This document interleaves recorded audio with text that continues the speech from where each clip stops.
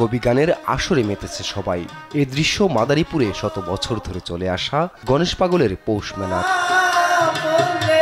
শত বছর পূর্বে গণেশ পাগল পৌষ মাসের শেষ মঙ্গলবার কালীপূজা ও কবিগানের আয়োজন করেন। নিজে ঈশান কোণে বসে শোনেন কবিগান। সেই থেকেই চলে আসছে এই মেলা ও কবিগানের আসর।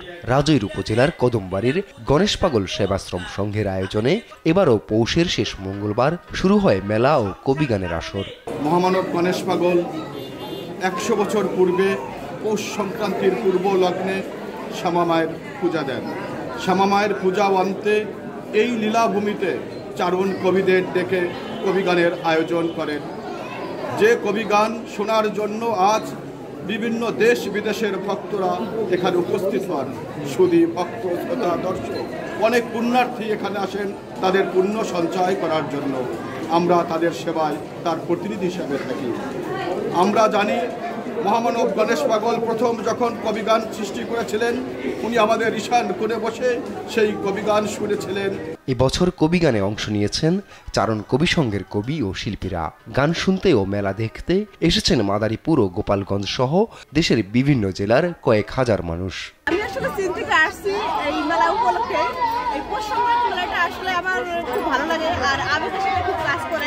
কবিগান উপলক্ষে মেলায় আসছি, কেনাকাটা করবো, ঘুরবো ফিরবো। আমি আমার মা, দিদি, দুই দিদির সঙ্গে আমরা মেলায় ঘুরতে আসছি। মেলায় এসে খুব মজা করি, আমরা আনন্দ করি, ছোটবেলা থেকে মেলায় আসছি।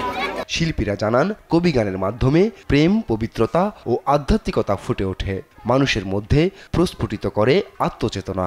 কবিগান এমন একটি গান, এটা আমাদের হিন্দু, মুসলমান, বৌদ্ধ, খ্রিস্টান সর্বধর্ম সমন্বয়ে আলোচনা করে সাধারণ লোকের মনের খোরাক এনে দেয় এই কবিগানে। এই কবিগানটা নবরসে পরিপূর্ণ,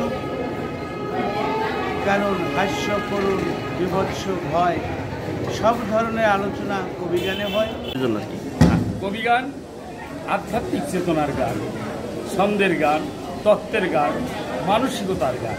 এই গান শ্রবণ করলে মানুষের মধ্যে এমন জ্ঞান প্রস্ফুটিত হয়, পশুত্ব দূরীভূত হয়, মনুষ্যত্ব জাগ্রত হয়। এবং এই মনুষ্যত্ব জাগ্রত হতে গেলে যখনই মনুষ্যত্ব জাগে তখন মানুষে কোনো ভেদজ্ঞান থাকে না। ভেদজ্ঞান ভুলে মানুষ সবাই একাকার হয়ে যায়। মেলায় বসেছে বাহারি পণ্যের 5 শতাধিক দোকান। 15 দিন ব্যাপী এই মেলায় 21শে জানুয়ারি পর্যন্ত 7 দিন চলবে কবিগানের আসর। নিউজ ডেস্ক, দেশ টিভি।